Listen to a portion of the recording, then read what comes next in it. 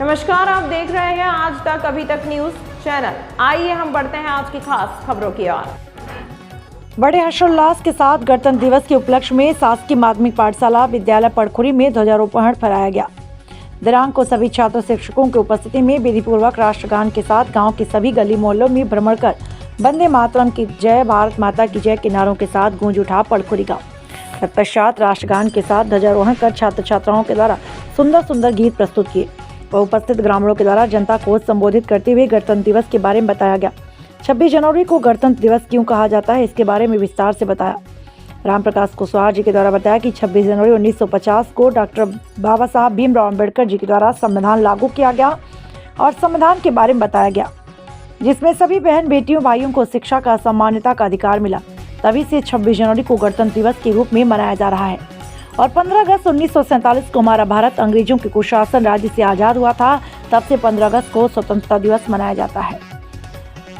कार्यक्रम में अपने सभी ने विचार व्यक्त किए। इस शुभ अवसर पर उपस्थित रहे पड़खुरी सरपंच यज्ञनारायण कुशवाहा, रोहिणी प्रसाद द्विवेदी, गणेश पांडे, मीरा सिंह आदि लोग मौजूद रहे। दिल्ली के बादशाह बहादुर शाह जफर की अगुवाई में हमारे देश के क्रांतिकारियों ने संघर्ष शुरू किया, जिनमें महारानी लक्ष्मीबाई, तात्या टोपे, नाना साहब आदि ने अपना जीवन सर्वस्व न्यौछावर कर दिया।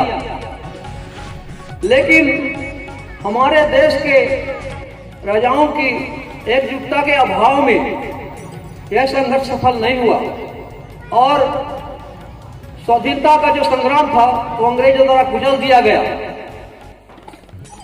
फिर यहाँ धीरे धीरे वह स्वतंत्रता की चिंगारी सुलगती रही और 1885 में स्वतंत्रता की लड़ाई के लिए एक संगठन, जिसे कांग्रेस कहा जाता है, का गठन हुआ और बाल गंगाधर तिलक, सरदार भगत सिंह जैसे क्रांतिकारियों ने अपने जीवन समर्पित कर लड़ाई में भाग लिया। अंततः 90 वर्षों की संघर्ष के बाद हमारा देश 15 अगस्त 1947 को स्वतंत्र हुआ। हमारे देश में संविधान लागू हुआ 26 जनवरी 1950 को, जिससे हमारे बीच में सभी भाइयों को, बहनों को, माताओं को बराबरी का अधिकार मिला, समानता का अधिकार मिला, शिक्षा का अधिकार मिला। आज हम स्वतंत्र भारत में जी रहे हैं। हमारा सौभाग्य है कि हम लोग स्वतंत्र भारत में पैदा हुए हैं। धन्य हो महान शहीदों को, वीरों को, जिन्होंने अपनी जान की परवाह ना करके और अपना सर्वस्व न्यौछावर करके तन धन अर्पण करके देश को आजादी दिलाई।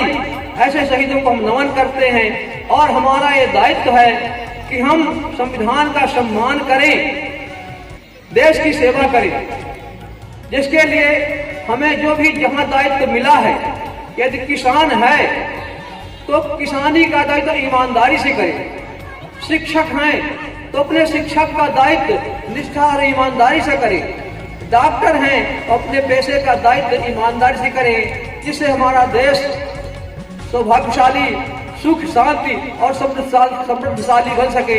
धन्यवाद। जय हिंद, जय भारत। राष्ट्रपति की अध्यक्षता में संविधान सभा का गठन किया गया। संविधान की प्रारूप समिति का गठन बाबा साहब भीमराव अम्बेडकर की अध्यक्षता में किया गया, जिसमें 7 सदस्य अन्य और थे। लेकिन समय परिस्थिति के अनुसार आधार पर उनमें से कुछ सदस्य तो विदेश चले गए, कुछ की मृत्यु हो गई और कुछों ने अपना समय नहीं दिया। आखिरकार पूरा संविधान लिखने का दायित्व हमारे बाबा साहब भीमराव अम्बेडकर को हुआ और उन्होंने अथक परिश्रम करके 2 साल 11 महीने और 18 दिन में संविधान पूरा किया, जो 26 जनवरी 1949 को पूरा हुआ। इसके बाद हमारा संविधान 26 जनवरी 1950 को लागू हुआ। इसके पीछे इतिहास बड़ा संघर्षशील रहा है। हमारा देश लगभग 200 सालों तक अंग्रेजों की दास्ता का गुलाम रहा। हमारे देश में जितने आज संसदीय क्षेत्र हैं उससे अधिक रजवाड़े थे। लगभग 600 रियासतें थी जो आपस में लड़ते थे, संघर्ष करते थे, कलह करते थे। अंग्रेजों ने इसी का फायदा उठाया और उनमें फूट डालो और राज करो की नीति अपना करके और पूरे देश में शासन सत्ता काबिज कर ली। फिर जनता में असंतोष हुआ। हमारे देश के जागरूक क्रांतिकारियों ने, नेताओं ने संघर्ष शुरू किया और पहला स्वतंत्रता संग्राम 1857 में। तमाम महत्वपूर्ण खबरों के लिए देखते रहिए आज तक अभी तक न्यूज।